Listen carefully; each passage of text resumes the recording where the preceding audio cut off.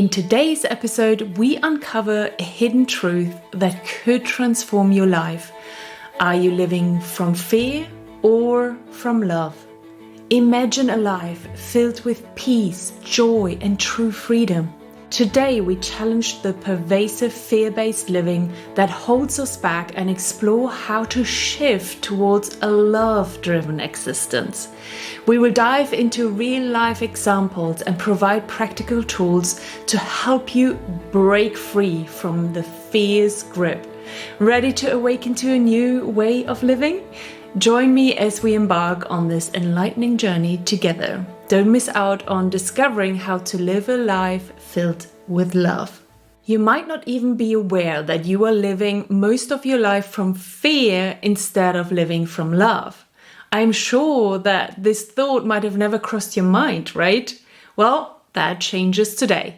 And the reason for that is that living from fear is not the way towards peace, freedom, joy, bliss, and love.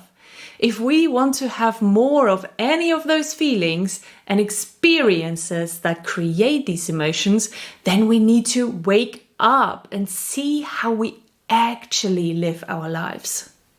Living from fear has become the standard way of living in our society. It has become so pandemic that it constitutes the predominant ruling emotion of our world.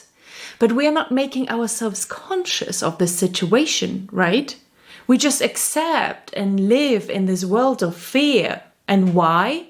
Well, because everybody is doing it. What else is there? And that is the problem. We don't know a different way of living, and most humans never ask themselves how that could even look like. What does it mean to live life from love instead from fear? Fear is associated with our survival, and therefore it has a high ranking in our mind and our bodily systems.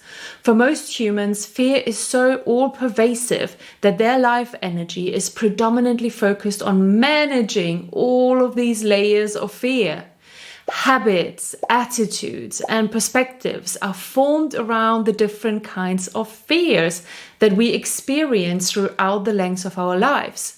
Whether we are trying to defend them or trying to get rid of them, we are never finding the right tool that makes us finally feel content, calm, and peaceful.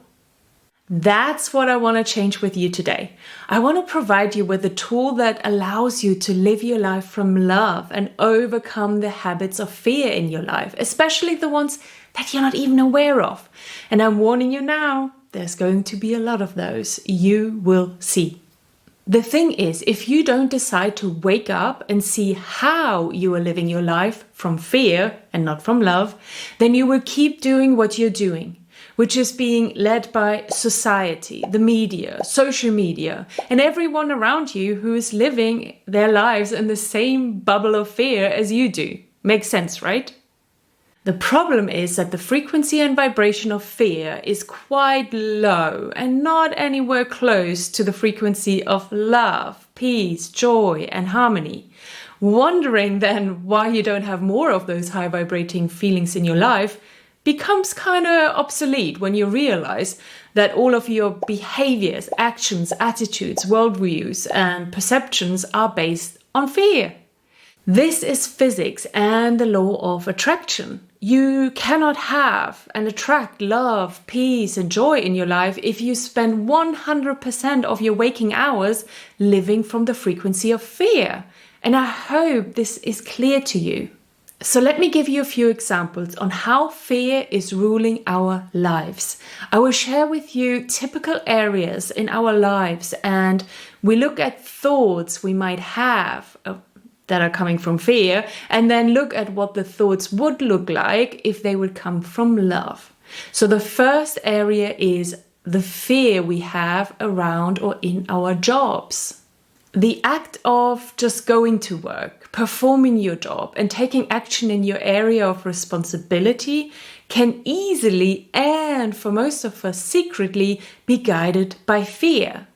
Getting up in the morning, you might have thoughts like that.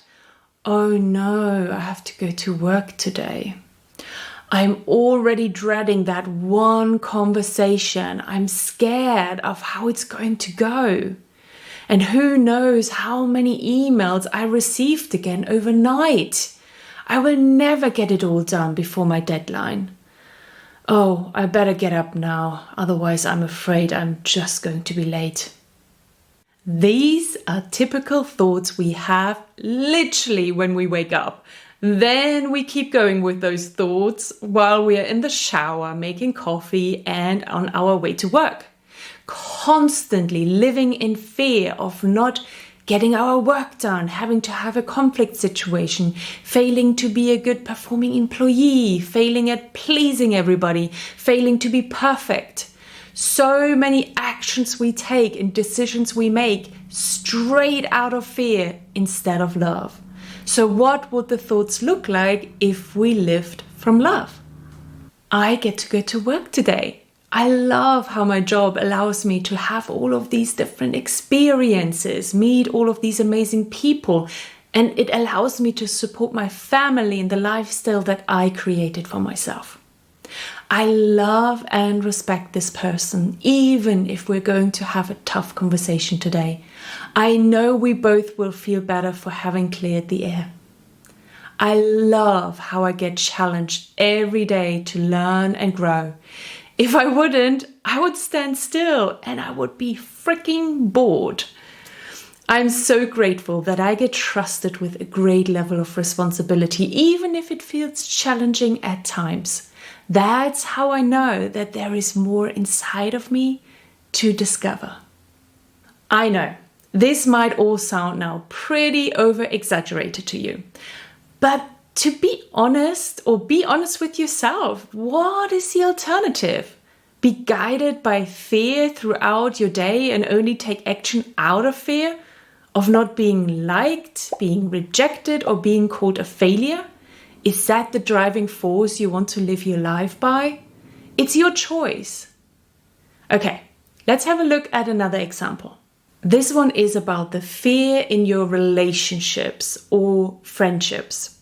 All the interaction, the giving and taking in any relationship, and the perception of how we see the relationship or friendship can be based on fear. Here are some typical thoughts you might have. Oh no, I forgot to call her back. She will be pissed that I waited so long to get back to her. I better call her now, even though I don't really have time. I don't really want to go to this event, but I better say yes so I don't disappoint him. I better let her win this argument and let her be right, otherwise she might leave me. All of his complaining, his judging and talking behind people's back does not really sit well with me. But what can I do? Lose my best friend? Do you see the underlying fear of rejection, disapproval, loss, being alone? All of these thoughts are coming from fear. Nothing of that is coming from love. Isn't it sad? And please don't be discouraged now if you start thinking about some of your thoughts that you're having about your partner, your spouse, or your friends. Don't judge yourself or fall now into the trap of the next fear resulting from this realization. These are automated programs that we took on from others, from society, and these are being kept alive by the media, by governments, moral belief systems, or organizations that want us to buy their products out of fear. So how would the same thoughts sound if they would come from love? What would love, source, the universe, God say in these situations? Let me take a few minutes to call my friend back so she knows I'm thinking about her. I will explain to my other half why I don't want to go to this event, and I know he will understand. If we were meant for each other, I'm sure we will find a common ground without giving up our values and self-worth. To protect my energy and my peace, I have to step away from this friendship. I want to make space for a new friendship to come into my life that fulfills me and that I actually enjoy. These are just a few examples of how you could think if you are coming from a place of love, compassion, and self-worth. Do you see how these thoughts are more loving and caring, but how it puts as well up boundaries for yourself? But that is love too, the love that you want to give to yourself. That's even more important than the love you're giving to others, especially if the love is forced through the lens of fears. So let's have a look at one more example. And that is the fear about money. Wouldn't you agree that the fear of money is one of the biggest fears we actually have? Other than the fear of dying, of course. But that is a fear that is behind all fears anyway. In the end, it's all about survival. And in our society, survival means having money. In previous episodes about money, I talked about money beliefs that are standing in our way to have a really good relationship with money. And lots of these limiting beliefs are well known, like money does not grow on trees, or you have to work hard to earn money, or money is the root of all evil. Any of those beliefs that we have been told growing up can hold us back from attracting or keeping money in our lives. But today we look even closer at some common thoughts we have around money that are coming from fear. Here are my examples for you. If I lend him the money, who knows if I ever get it back? I don't want to share the bill equally. My meal was way cheaper. That's unfair. I can't give this away. I paid good money for this. Who knows? One day I might need it again. Whoa, this is an expensive buffet. I better eat as much as possible to get my money's worth. Maybe I can put something in my bag for later. I could never pay for someone to clean my house or fix my garden. Yes, I just bought a new mobile phone for $1,000, but that's something different. It's not like I'm rich. You might think now that all of these thoughts are common sense and that they actually have nothing to do with being afraid. But all of them have the underlying fear of not having enough money. And don't get me wrong, a lot of people don't have enough money. But are you truly one of them? Do you struggle to feed yourself and have a roof over your head? That's the issue with these thoughts. They are not aligned with a person that has enough money. And if you have enough money to pay your bills, to feed yourself and support your family, why should you think about money from a mindset of scarcity or fear? Why can it not be from a mindset of gratitude and love? So let's listen to what these thoughts will sound like when they come from gratitude and love. I am happy to lend him the money as I have more than enough. If I never get it back, so what? I don't mind sharing the bill equally. It's really about the wonderful time that we spend together. I'd rather let someone else have it who actually needs it. I can always buy it again or borrow it if I ever really need to. I'm grateful for this unique experience at this buffet. I will appreciate everything I get to try and eat. My time is precious to me. I'm happy to pay someone to take away tasks from me that I don't enjoy so I can spend my time more enjoyably. And I am grateful to be able to support someone else. Now that we looked at 3 examples in great depth, I hope you start to understand the difference between living from fear or from love. Sometimes it's not even about changing your actions. Just another way of thinking about it makes all the difference in your frequency while taking the same action. And in other situations, you might want to change your action based on the new perspective of love on the situation. Looking at it from love instead of fear might give you the energy to choose differently this time and will for sure change, therefore, the trajectory of your life. Every step counts.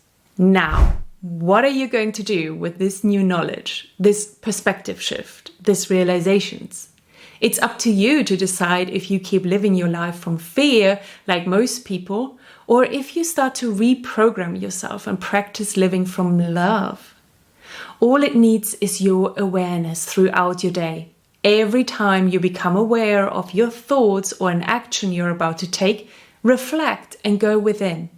Ask yourself, are my current thoughts coming from fear or love? The action that I'm about to take is coming from fear or from love. In the beginning, they are more likely to come from some kind of fear. Let's be realistic. And once you realize, you can then shift it to love. Take this awareness, the energy and time to create a new thought or a new reason for your action. Like with everything else in the world, it needs your intention and your attention for you to deprogram yourself from fear and reprogram yourself to love. The result will be that you not only have more positive thoughts and take actions that are aligned with love and your heart, but you're raising your energy, your frequency, your vibration, and you will see that it will make you feel so much better. Your natural state of being will be elevated to a new level of emotions that become your new standard way of living. And I promise you that it's magical. Whenever you hit a new level of peace, surrender, and love, you ask yourself, how can there be even more? I thought I was already feeling as good as it can be, and then I get to another level of feeling good. This journey is pure magic and bliss. I promise you that. You will see. Thank you so much for watching this video with me today. I hope I inspired you to make a new decision and to create awareness in your life that gives you the possibility to choose differently. Change means not making the same choice as you did the day before. So make the choice from love and not from fear. Thank you, and with that, I love you and leave you. Talk soon, and bye-bye.